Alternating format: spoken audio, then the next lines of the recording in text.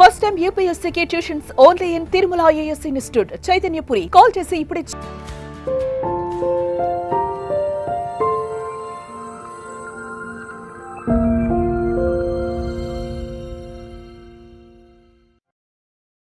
ఇంట్లో 5గురు పిల్లలుంటే సందడి సందడిగా ఉంటుంది. ఈ 5గురు పిల్లల్లో ఎవరు ఎక్కువ అల్లరి చేసేవాళ్ళు?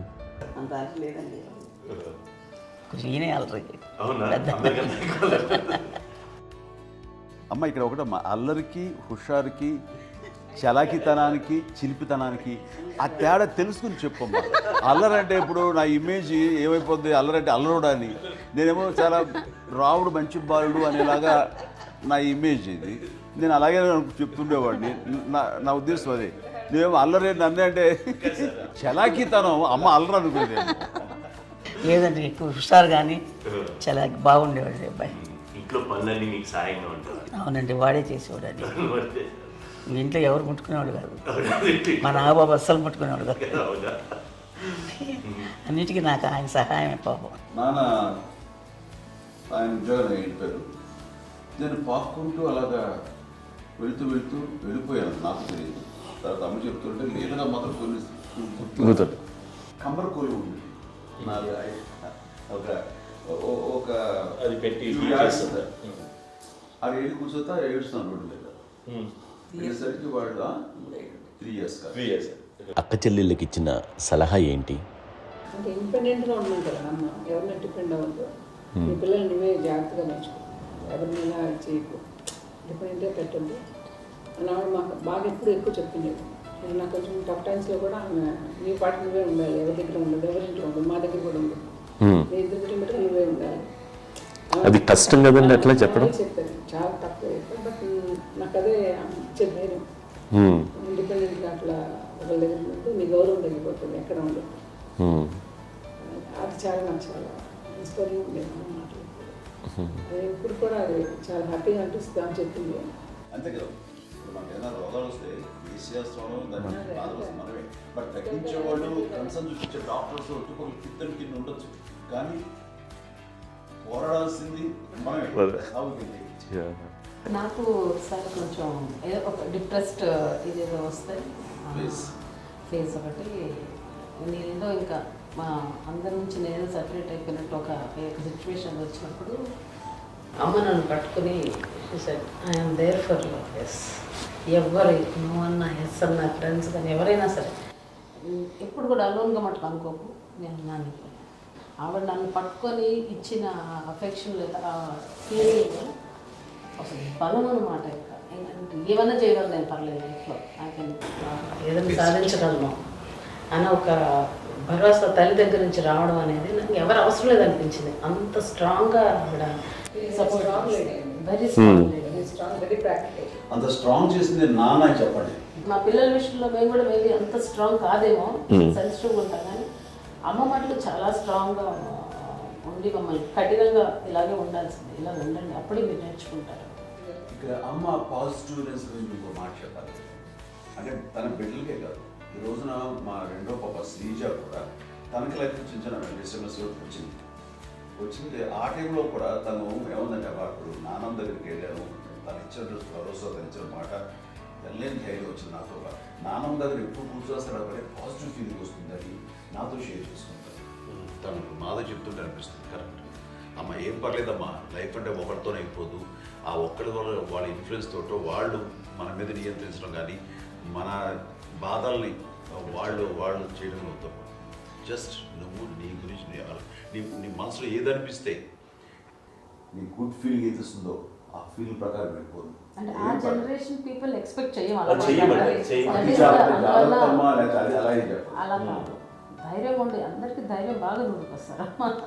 ఫాదర్ కూడా, మా నాన్నగారు కూడా అస్సలు ఎప్పుడు అనేవాళ్ళు, ఎప్పుడు మీరు పెట్టే చెయ్యి మీరు ఎప్పుడు పైన తప్ప తీసుకుని ఎలా ఉండకండి, చేతులు పెట్టుకొని అనే అట్లాంటివి చెప్తుండేవాళ్ళు. అందుకని మాకు ఇట్లా ఇండివిజువాలిటీ మాకు బాగా, ఎప్పుడు కూడా ఒకళ్ళని అడగడం అని, ఈవెన్ బ్రదర్స్ని అడగాలన్నా కూడా మాకు పడిపోయింది మైండ్లో, కొంచెం కష్టపడ్డది.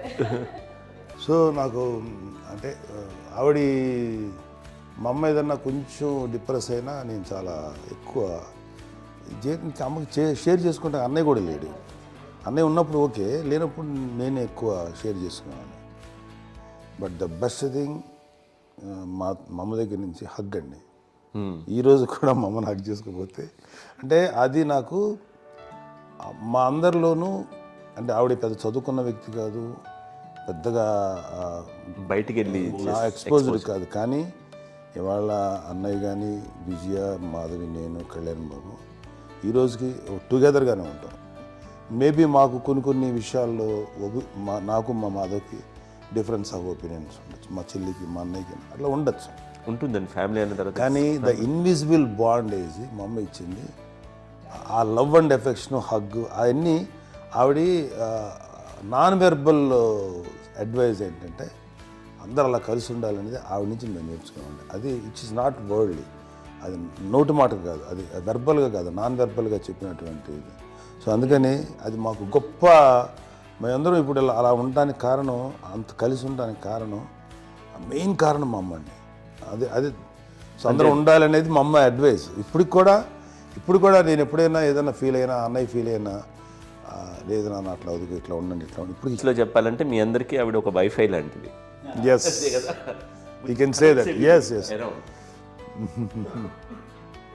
ఇంకొక అడ్వైజ్ కట్టండి, అమ్మ విషయంలో నేను గొప్పగా ఫీల్ అయ్యేది, కానీ చాలామంది పెద్దలు రిటైర్ అయిపోయి విశ్రాంతి తీసుకుంటున్నటువంటి పెద్దలందరూ కూడా ఆచరించే విధంగా ఒక విషయాన్ని నేను గమనించాను.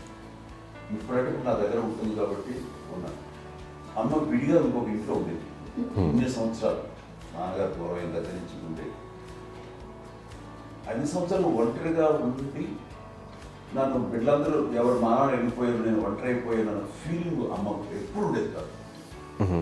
తర్వాత బిడ్డలు వాళ్ళ టైం బట్టి వచ్చి చూసుకుంటే సరిపోతుంది. అది వారమా, నెలక, 2 నెలక, అసలు ఒకసారి రాలేని పరిస్థితిలో ఉంటుంది. 5-6 నెలల పాటు ఇదే ఊళ్ళో ఉండి, పక్క వీధుల్లో ఉండి, ఎవరి పనులు వాళ్ళు బిజీగా ఉండి, ఎవరి షూటింగ్ వాళ్ళు బిజీగా ఉండి, ఎవరి ప్రొఫెషన్లో వాళ్ళు బిజీగా ఉండి, ఎవరి ప్రొఫెషన్లో వాళ్ళు బిజీగా ఉండి, తన సంసారం తను బిజీగా ఉంటాను. ఒకసారి అమ్మ ఏమీ ఫీల్ అయ్యేది, ఏంటమ్మా రావట్లేదు, అసలు పట్టించుకోవట్లేదు ఏంటి అంటే, అంతేలేమ్మా అని ఇలాంటి నిరసన మాటలు కానీ, ఈసరింపు మాటలు కానీ, లేకపోతే న్యూనతాభావం కానీ ఇలాంటివి ఎప్పుడు అమ్మకు లేవండి. వచ్చారు అబ్బాయి ఏం చేసి పెట్టడా చెప్పండి అంటూ చాలా పాజిటివ్ ఉంది. ఇప్పటికీ కూడా తను సపరేట్ కిచెన్ మా ఇంట్లో, ఎంతో ఉంటుంది వేరే కిచెన్. ఎందుకంటే అమ్మకి మోస్ట్ స్ట్రెస్ బస్టర్ వచ్చేసినా, లేకపోతే రిలీఫ్ ఏంటంటే తన కిచెన్లో కూర్చొని వండి అందరికి పెట్టాం. ఇప్పటికీ కళ్యాణ్ బాబు అక్కడక్కడ తిరిగేసి, ఎక్కడో చేసి, నిరసన చేసి, అన్ని రకాలు చేసి వస్తే అమ్మకి చాలా జాలి. ఆడేదో ఇంక మేము గుడ్లా కష్టపడుతున్నాం, కానీ ఆడి ఎంతలో వెళ్ళేదో మీ టీవీలో వాటిలో అది ఎక్కువగా చూపించేసరికి వాడే కష్టపడతారు, మేము కష్టపడలేదు ఫీల్ అమ్మకి. అందులో వాడు రాగానే ఎలా వచ్చావా అని అమ్మ ఎక్కడ కళ్యాణ్ బాబు అంటే ముందు అమ్మను కానీ ఎక్కడ కళ్యాణ్ బాబు, తను ఎక్కడ ఉంటాడో ఏముంటాడో తెలుసు. అది తెలిసిన తర్వాత ఎక్కడ తను వాడికి ఇష్టమైన బిర్యానీ అవి చేసి చక్కగా పంపించి అన్నీ చేస్తుంది. అట్లాగా బిడ్డలకి పెట్టడమే తప్ప బిడ్డల నుంచి ఈ వయసులో ఎక్స్పెక్ట్ చేయడం లేకపోగా కొంచెం పట్టించుకోవట్లేదు అనే ఒక న్యూనత భావనలోకి వెళ్ళిపోయి సైకలాజికల్ డిప్రెస్ అయ్యే మదర్ మాత్రం కాదు.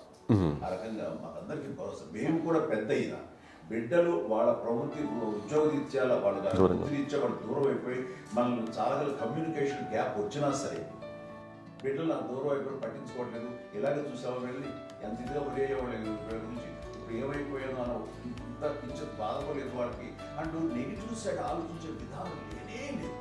అది మా అందరికి ఎంత కంఫర్టబుల్ అంటే అంత ఎంత కాదు. ఎందుకోకపోతే మాధవ చూసుకుని, మాధవ లేకపోతే నాగబాబు వెళ్తుంటాడు కడిగినప్పుడల్లా మా విజయ్ చూసుకుంటున్నది, సరే నాకు కళ్యాణ్ బాబు తను చూసుకుంటుంటాడు, ఇలా ఎవరో కూడా వెళ్తూ ఉంటాం. అమ్మ మాత్రం అది వెరీ గుడ్ హెల్దీ. నేను చాలా మంది తల్లిదండ్రులు చూశాను, అవును, వాళ్ళు చాలా ఇబ్బంది పడుతూ ఉంటారు. పట్టించుకోవట్లేదు, అర్థం చేసుకోగలము కానీ వాళ్ళు వస్తే బాగుంటుంది కదా అనేది ఉంటుంది, ఫీల్ అవుతారు. అవును, అలాంటి ఫీలింగ్ ఏం లేదు. పైగా బిడ్డలు వస్తే వాళ్ళకి ఏం చేసి పెట్టాలా అనే ఆలోచన. అది వెరీ హెల్దీ, చాలా మంది ఆచరించాల్సిన ఒక విషయం అనుకుంటాను. చిన్నప్పుడు అన్ని ఆనందాలేనా, మర్చిపోలేని దుఃఖాలు కూడా ఏవైనా ఉన్నాయా? అమ్మ చెప్పాలంటే ఓపికకి, గృహిణిగా తన బాధ్యతలు నిర్వర్తించడానికి అండ్ అన్ని రకాలుగా టేకింగ్ కేర్, దీనికి ఒక మంచి ఉదాహరణ నేను చెప్పగలను. అది తలుచుకున్నప్పుడు నాకు చాలా ఉద్యోగంగా ఉంటుంది, నాకు చాలా కంటితలు వచ్చేస్తుంది. అమ్మకి మేము 5 బిడ్డలు అండ్ పురిట్లోనూ 1 year పెరుగో 2.5 years పెరుగో. నేను ఎక్కడికైనా ఒకసారి హాస్పిటల్ రాను. ఈ మధ్యకాలంలో సరే అమ్మకి మోకాల ఆపరేషన్ జరిగింది.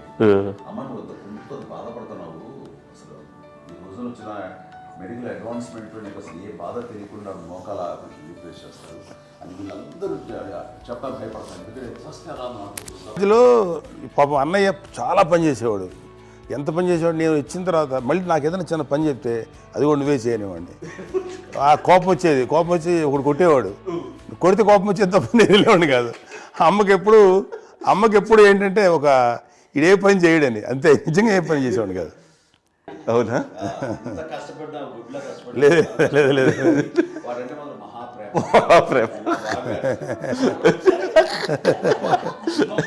నేను చూస్తున్నాను దగ్గర ముద్దు పెట్టినావు ఆర్టిస్ట్ కాబట్టి వ్యక్తీకరించిన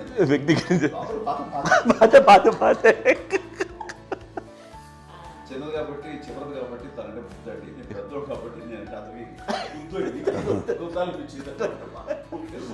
ఎక్కువ కష్టపడింది కానీ మా నాన్నగారి చేతిలో ఎక్కువ అంటే నాన్న బాగా కోపం ఎక్కువ అనుమానించింది కానీ అన్నయ్య పాపం బాగా దొరికేసేవాడు పాపం.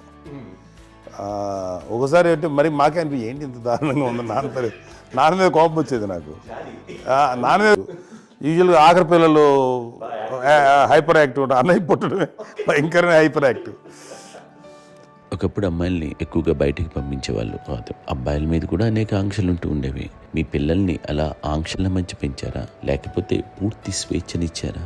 అంటే మాకు మా నాన్నగారు కానీ మా అమ్మగారు కానీ అండి మాకన్నా చాలా బ్రాడ్ మైండ్ ఉన్న వ్యక్తులండి. ఎందుకంటే పిల్లలు ఎక్కడికైనా బయటకు వెళ్తే ఇప్పుడు మేమైతే భయపడిపోతాం. మా విజయ్ కానీ మా చిన్న చెల్లి అన్నయ్య నేను అందరం కూడా ఇవాళ ఉన్న పరిస్థితిలో వాళ్ళు ఎప్పుడు భయపడేవాళ్ళు కాదండి. ఎక్కడికి వెళ్తా నీళ్ళని ఇచ్చేవాళ్ళు, లేట్ అయినా అసలు ఏమనేవాళ్ళు కాదు. లేకపోతే ఏదైనా మోటార్ బైక్లు వేసుకున్నాం, లేకపోతే కారులో ఎట్లా పడితే ఎట్లా వెళ్ళినా సరే ఏమనేవాళ్ళు కాదు. వాళ్ళు తెలియకుండానే మాకు ఒక ఫ్రీడమ్ ఇచ్చారండి. సో దట్ అదే ఆ ఫ్రీడంలో భాగమే అన్నయ్య కానీ ఇండస్ట్రీకి వెళ్ళాలంటే కూడా ఒక వ్యక్తి ఒక కొడుకు ఒక గొప్ప కెరీర్ని పర్సూ చేసుకుంటూ వెళ్తున్నప్పుడు నాన్నగాని అమ్మగానే ఓపెన్ మైండ్ తోటి అసలు నువ్వు వెళ్ళినా ఎంతకాలం వెళ్తావు, నువ్వు ప్రయత్నించని చెప్పి అలా వదిలేశారండి. అన్నయ్య కూడా ఏంటంటే మోస్ట్ రెస్పాన్సిబుల్గా వెళ్ళి చాలా మేజర్ అమౌంట్ అన్నయ్యకి కూడా పెద్ద అమ్మకు వందలు ఇచ్చేది కాదు. కరెక్ట్గా ఆ ఇన్స్టిట్యూట్లో చదువుకునేటప్పుడు ఎంత ఇవ్వాలో కరెక్ట్గా ఇచ్చేది.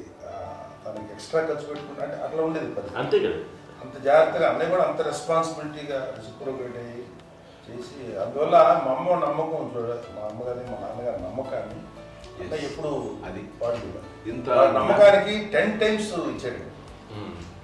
ఏ వయసెస్ వైపు కానీ ఏ అలవాట్ల వైపు కానీ ఎందులో ఇండల్జ్ అవ్వకుండా నాకు నేనుగా నియంత్రించుకుంటూ సరైన మార్గంలో వెళ్ళేలాగా నాకు వెళ్ళడానికి లోపల ఆ స్ట్రాంగ్ థాట్ అడగగానే వాళ్ళు రెసిస్ట్ చేస్తే ఇచ్చారని ఆపేశారు అని ఏదో చిన్న రిలక్టెంట్ ఫీలింగ్ ఉంటుంది. వాళ్ళ మీద చిన్న కోపం నిరసన ఉండేది.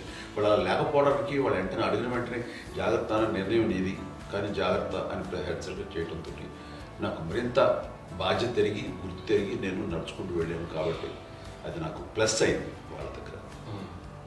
అంటే మదర్ అంటే తల్లి అనే కాదు, మదర్ ఫిగర్ ఎవరిచ్చినా సరే అది నానైనా తల్లితో సమానం అనుకుంటాను. నాగో చెప్పినట్లుగా అట్లాగా అలిసిపోయి వచ్చిన నాకు కాళ్ళు నొక్కుతుంటే నాకు భయం వేసేసేది. ఆ తర్వాత పడుకో గదవాయించేవాడు, అది కూడా కోపం. అంటే ఉదాహరణ అంటే మళ్ళీ అది నాకు తిడతారు, ఎందుకు కాదు పడుకుని ఎక్కడ నిద్ర వస్తుంది నాన్న అంటే. సో ఆ రకంగా నాన్న తన ప్రేమను చూపిస్తుంటాను. ఆ తర్వాత గోండా టైంలో కూడాను నేను ట్రైన్ కింద వెళ్తుంటే నాన్న అక్కడే ఉన్నారు, రాజమండ్రి దగ్గర ప్రాంతంలో. ఆయన చాలా కోపం చేస్తుంది, ఇలాంటి చేస్తుంటావు నువ్వు, ఏదైనా అయితే ఏంటి అది అని చెప్పి. ఏం పర్లేదన్నా ఏమవుతుందో అన్ని రకాల సేఫ్టీ అన్ని రకాల జాగ్రత్తలు తీసుకున్నావు. ఈ రోజు ఉన్నంత సేఫ్టీ అప్పుడు లేదు. అయినా సరే రేపు పొద్దున నీ కొడుకుడు ఇలాంటి పరిస్థితుల్లో నీకు తెలిసి వస్తారు అప్పుడు అనేవాడు. ఎన్నిసార్లు అనేవాళ్ళు నాకు నిజంగానే మగధీర టైంలో గుర్రం ఎక్కుని ఆ రోడ్డు మీద పడిపోయాడు అని అన్నప్పుడు నాకు ఆ ఫస్ట్ టైం ఆ ఫీలింగ్ కలిగింది. అలాగే పీటర్ హెయిన్స్ అనేవాడు ఫస్ట్ మగధీరలో జంప్ చేస్తారు, మోటార్ బైక్ జంప్ చేసినప్పుడు ట్రైల్లో పీటర్ హెయిన్స్ అంత హైట్ నుంచి 20 feet 25 feet హైట్ నుంచి పడిపోయి మొత్తాన్ని బోన్స్ని ఎరగొట్టుకుని వాడు 7 నెలలు వాడు ఇప్పుడు హాస్పిటలైజ్డ్. అది వీడైతే ఏమో తలుచుకుని భయం వేసేసేది. అప్పుడు నాన్న గుర్తుకు వచ్చేవాడు, ఓహో వాళ్ళ టెన్షన్ ఇంతే లేవు, మనకి మన కొడుకు వస్తే తెలియదు ఈ మాట నాన్న ఎప్పుడు అన్నారని అనిపిస్తుంది. Sweet memories my. అత్త కోడళ్ళ మధ్య అనుబంధం ఎలా ఉంటుంది? సురేఖ్ గారితో మీకున్న అనుబంధం గురించి చెప్తారా? మాకండి కోడలు కాదండి, నా కూతురండి. అంత మీది ఒక అందమైన ఉమ్మడి కుటుంబం, అందరూ కలిసి ఉంటారు.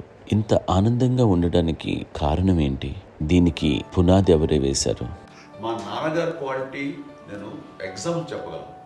అమ్మ వాళ్ళ ఇంట్లో పెద్దది, వాళ్ళ నాన్నగారు అంటే మా తాతయ్య గారు ప్రొహిబిషన్ డిపార్ట్మెంట్లో సిఐ గారు ఎస్ఐ గారు చేశారు. ఏదో మా ఇన్స్పెక్టర్ సిఐ చేసి ఆయన కాలం చెందారు. చాలా ఎర్లీగా 48 years చచ్చిపోయారు. 40 చచ్చిపోయారు. 40 దాదాపు 40 సరిపోతే ఆయనకి అప్పటికే అమ్మ కాకుండా 4 బిడ్డలు. అమ్మ తర్వాత అబ్బాయి తర్వాత 3 ఆడతారు. వాళ్ళు ఏంటంటే రాకరావడి నాగబాబు కంటే కూడా చిన్నవాడు. అది ఆ వయసు అంత చిన్నవాడు. అమ్మ మా పిన్నమ్మని నాకంటే చిన్నవాడు. అలాంటి పిన్నమ్మల్ని ఆయన వీళ్ళ నాగ చనిపోయిన తర్వాత తన ఫ్యామిలీ అంతగా నాన్న పెంచారు. నాన్న కూడా అరాపురా శాలరీ మీద బతికేదే తప్ప కూడా కాదు. సో తనకు మిగిలిన దాంట్లో మళ్ళీ ఆ ఫ్యామిలీని చూసుకోవడం, మా అమ్మమ్మని చూసుకోవడం, వాళ్ళ మంచి చెడు చూసుకోవడం. వాళ్ళకు ఇల్లు మాత్రం ఉంది మొగల్తూరులో. ఆ ఇంట్లో వాళ్ళు అద్దెకు వస్తే ఆ కొంచెం డబ్బు నానిచ్చే డబ్బు, అక్కడ పొలం కొనిచ్చారు. ఆ పొలం ఇచ్చే డబ్బుతోటి అంతా బాగా చూసుకోవాలి తన ఫ్యామిలీ లాగా. కాబట్టి నాన్న ఫస్ట్ సూత్రధారి. అమ్మ కూడా ఫ్యామిలీ బాండింగ్ టుగెదర్నెస్ అనేది స్ట్రాంగ్గా ఉండటానికి నాన్న ఏర్పాటు చేసినటువంటి బీజం. అది అమ్మ కంటిన్యూ చేస్తుంది. మేము ఇవన్నీ చూసి మేము నేర్చుకుని మేము టుగెదర్ ఉంటాం. అందునే we are very rich in terms of emotional bonding. ఎవరికి ఏ కష్టం వచ్చినా, ఎవరికి ఏది ఇబ్బంది వచ్చినా సరే మొత్తం అందరం గురిపోతాం. ఏ లెవెల్గా వెళ్ళిపోయి మోర్ సపోర్ట్ చేస్తాం. అంటే వీ డోంట్ ఎక్స్పెక్ట్ ఇంకా అంతమంది ఏముంటుంది ఒకరినొకరు భరోసా. అది మా ఫ్యామిలీ మేము వెరీ స్ట్రాంగ్ అని చెప్పాలి. పెద్దవాడిని కాబట్టి అవకాశం నాకు వచ్చింది కాబట్టి అమ్మ ఇది ఎప్పుడు ఎవరు కొన్ని విషయాలు నాగబాబు సపోర్ట్గా ఉంటాడు. నాగబాబు ఉండి వాడు ఉంటాడు భరోసా. అలాగే ఆడపిల్లలు మీ అందరిలోనూ అమ్మని ఎవరు ఎక్కువ జాగ్రత్తగా చూసుకుంటారు? ఎగ్జాక్ట్లీ. మేము కూడా గమనించలేని సున్నితమైనటువంటి విషయం, హెల్త్ విషయం కానీ, అమ్మ మూడు కానీ, అన్నయ్య ఎంత క్యాజువల్ ఎంత బిజీ ఉన్నా ఒక అమ్మాయి ఉంటుంది.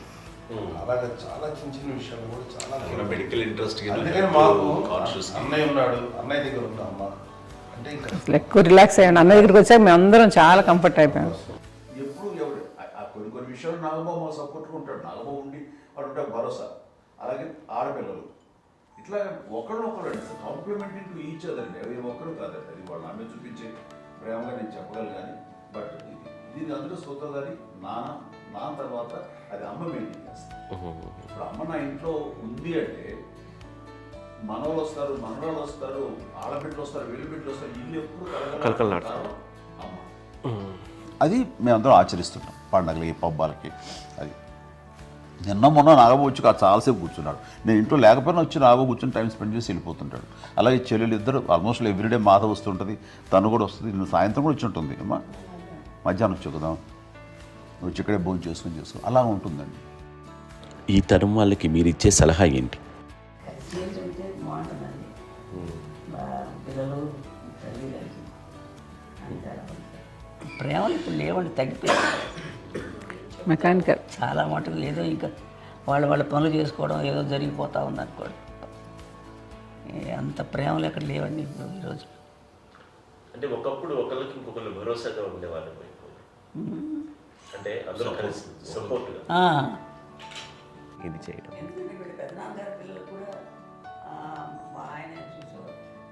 మా నాన్నగారు అన్నయ్య గారు నాన్నగారు. వాళ్ళ బిడ్డలు కూడా వాళ్ళ ఇక్కడే బిడ్డలు ఉన్నారు. నేనే పెళ్లి. ఇది ఎన్ని ఆస్తులు వచ్చాయి ఫిజికల్గా అనే దాని మీద కంటే కూడా ఇవి ఆస్తిగా తీసుకుంటూ నేను విలువ ఎరిగి గుర్తెరిగి దాని ప్రభావం తెలుసుకుని అది కనుక మనం ఇచ్చుపుచ్చుకుంటే ఫ్యామిలీలో అంటే దాని మించి మా చెల్లెలు కూడా వస్తే నేను అనుకోవట్లేదు, సూర్య కూడా ఉంటుందని నేను అనుకోవట్లేదు. అలాంటి గొప్పగా ఇది అండ్ ఆ రకంగా షీస్ వెరీ చాలా గొప్ప జన్మ. అమ్మకి చిన్న మానసికంగా చిన్న ఏదో ఒక డిప్రెషన్ అది వచ్చింది.